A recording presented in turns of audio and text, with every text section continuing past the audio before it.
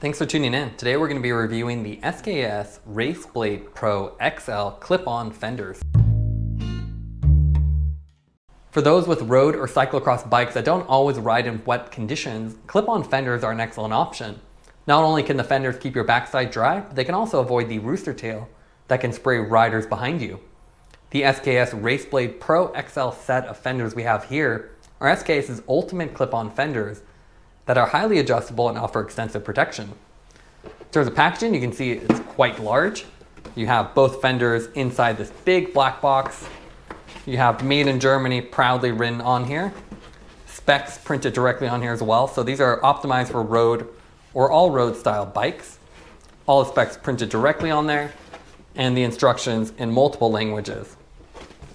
So we'll go ahead and we'll take this out of the box and go over the specs. So retail price on this is $74.99. Now it's available for slightly cheaper at some retailers for as low as about $65. They're a quick release mount design, so very easy to use and easy to take on and off. Highly adjustable as well. So they have these quick release rubber straps. So you can use that or a more permanent style zip tie. These are the XL variation, which means they're designed for 25 to 32 millimeter tire width. And this is for 700cc bikes. It's a two-piece design with a front fender and a rear fender. And they're disc brake compatible as they can simply slide over on top.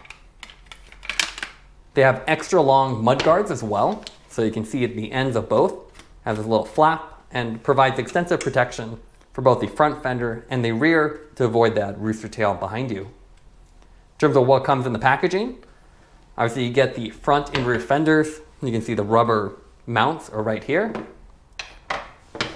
And then inside here you also have a little adhesive bag. Take that out.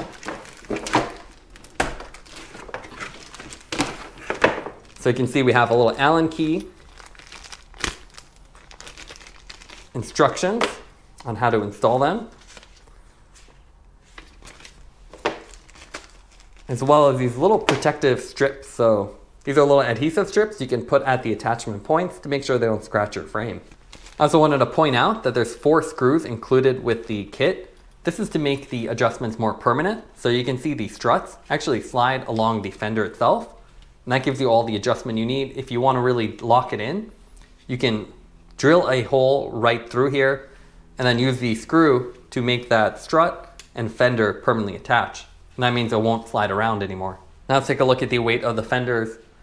So the front fender by itself, that comes in at 188 grams, while the larger rear fender, that'll weigh in at 222. Now let's go over the fit and finish of the RaceBlade Pro XL fenders. As you can see, it's a two-piece design. You have a smaller piece that goes behind your fork, a second piece that goes behind your seat stays. They're designed for both rim brakes or for disc brakes, as they just use your stays or your fork for the mounting. These are the XL variation. So compared to the standard one, which is only wide enough for 20 to 25, this one is designed for 25 to 32 millimeter tires, and you can see that wider profile, which will give you more protection. They both have these extra long mud flaps that are attached to the end, and you can see a glossy plastic finish. Those are impact resistant. They look pretty good. They almost look like metal from the exterior, thanks to the glossy finish, but quite impact resistant. And what's really cool about these is they're so adjustable. Instead of having to attach to bolts, you can put this on almost any bike, as they have simple quick release style attachments. They're also quite curved, so this will accommodate aero bikes or standard round profiles. They're double hinged, so you can see each one of these will slide around. Both struts go up and down, and you can even use the bolts to lock it in place once you're done. If you loosen these, you can extend it up and down and then pivot this as well. So you can see these will adjust and accommodate quite a bit of frames or bike design. So the first time you install it, you want to spend a little time to get it in, and then you can just tighten the bolts and you'll be done. so next time you can just throw it on. It has these rubber mounts with simple straps. It's quite long, so it should accommodate quite a variety of frames with a little hook. And you can see pretty durable. It's not super thin like you see with some bike lights. This looks like it should last.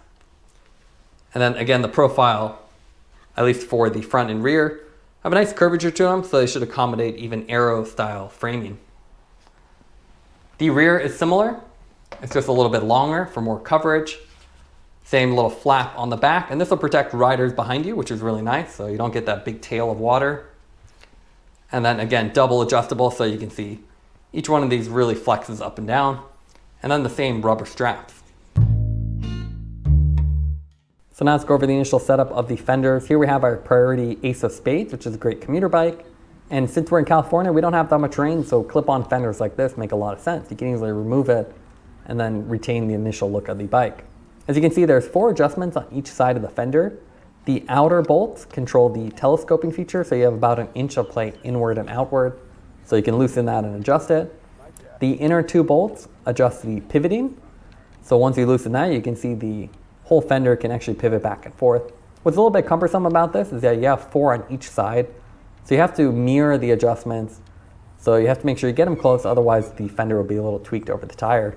As far as the placement, you want the fenders slightly offset from the tires so they have enough of a gap so that dirt or debris don't get stuck there, and it can move around a little bit over potholes. And then additionally, you have the adjustments on the struts themselves. You can actually slide them along the fender, so tons of adjustment here. And you can see whether you have disc brakes, rim brakes, or anything in between, it'll work with that. You don't need any specific hardware. So in that sense, it's fairly easy to use, but again, just a little bit cumbersome. They also include screws to lock in those top strut adjustments so they won't move around when you're storing it. And if you want to keep using on the same bike, it makes a lot of sense. It's fairly secure, but you can see the rubber mounts aren't that permanent. We'd recommend using the zip ties or something else if you really want it stuck on there, as they do allow a little play. The other thing is that the actual profile of the rubber mounts is better suited for narrow profile, so at least on our Ace of Spades here, we have more of a round seat stay, and you can see that from this top view.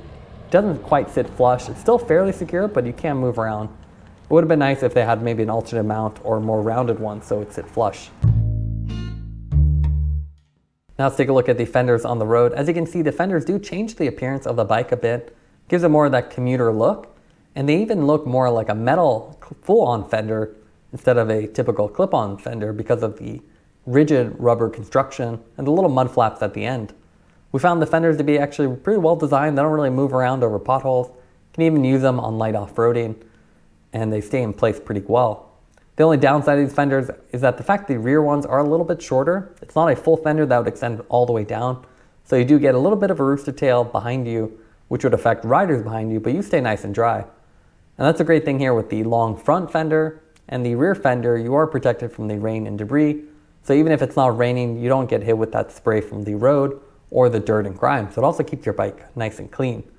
So it's a great option if you don't need full-on fenders all the time, but want something a little more secure than a cheap clip-on fender. Now let's go over the pros and cons for the RaceBlade Pro XL fenders. What we like about them is they have quick release straps, so you don't have to permanently mount them or have the necessary hardware. They're also highly adjustable. They're double hinge design, which means you can easily pivot and adjust them for any frame geometry. They also protect you from water, spray, and dirt, so you stay nice and dry when riding in wet weather or rain. Some of the cons for the fender is the fact that the initial setup is a bit cumbersome. Since you have 4 adjustment points on each side, you have to make sure you match each adjustment, and that takes a little bit of time initially. Also, the mounts are a little bit better suited for narrow profile tubing, especially on that rear seat stay. So if you have more round tubing, it doesn't sit quite as flush as we'd like. And the rear fender doesn't provide full coverage as it's a little bit short. So you will still have a little bit of a rooster tail behind you, which will get riders behind you a little bit wet. Taking everything into account, we give the fenders an 8.7 out of 10. They're well-built clip-on fenders. Thanks for watching this review. Don't forget to like and subscribe. You can see more content from us on our website at thesweetcyclist.com, as well as follow us on Instagram at thesweetcyclist. This is The Sweet Cyclist reminding you to enjoy the ride.